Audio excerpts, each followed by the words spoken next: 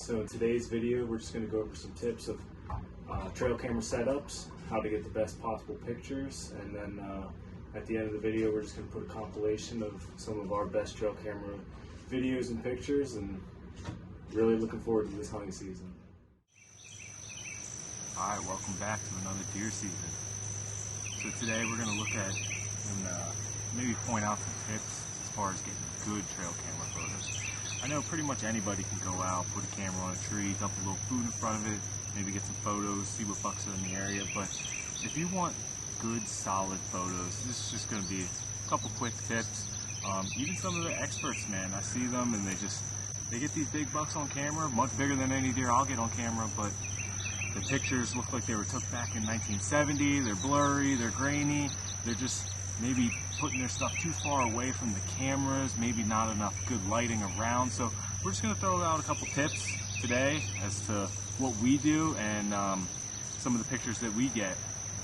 One main thing I love to do is, I think this is important for pretty much anybody. If you have access to where there's a field edge, that's a no-brainer as to where to put a trail camera. Thick woods behind it, brush, whatever it may be, outside their bedding area, something easy to get in and out and check consistently without boogering anything up, and you're going to get those great photos. I put some food right in front of this tree. I'm actually going to clear this out. We're going to put a camera on that tree right there. Once I clear this out, I'm going to put that food right under that camera, pretty much right in front of it. Then the camera will point over top of the food. You're not going to get the food in the pictures, and you're not going to get all those squirrels and rabbits and little rodents triggering, taking picture after picture after picture, all the birds. So you're pretty much just going to get clean, up-close shots of those big bucks, hopefully. So also with the field edges, it provides a nice background to where you can see far. You're not looking at brush 10 feet in front of the camera. So any other deer traveling behind it, maybe some of those big bucks, man, we've had them where they never once came into the bait, but they're 15, 20 yards behind the deer that does trigger the camera, and that's how we knew some of them existed. Some of them, we never even had a picture of them come into the corn or block or whatever it may be, but we got them in the backgrounds. So I love field edges. As far as in the woods, we'll show some of that too, because not everybody's going to have access to field edges. And there's good opportunity in the woods to get some great pictures as well.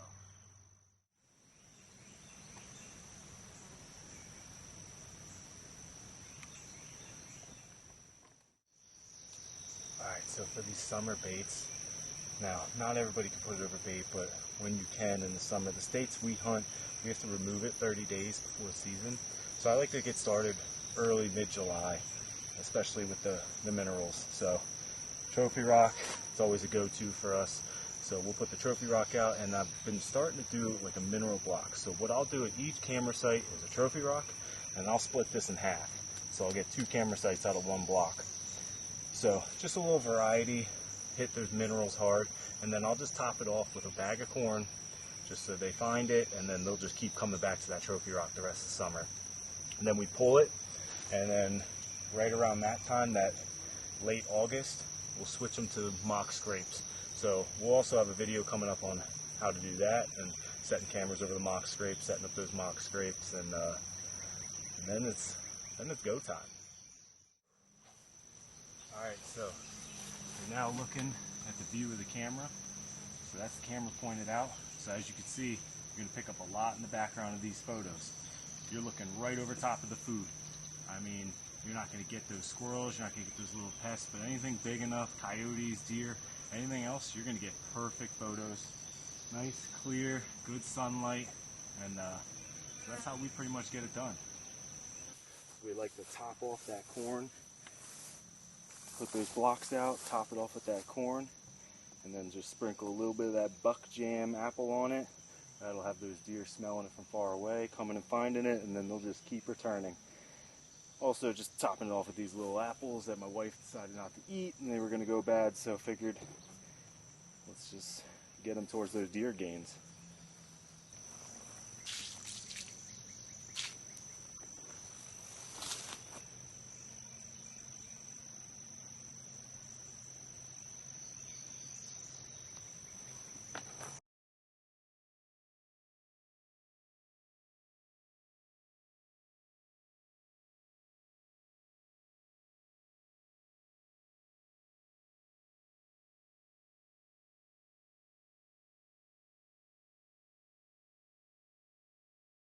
So as far as setting up trail cameras in the thick of the woods, I don't normally like to. Like I said earlier, I like to do a lot of field edges.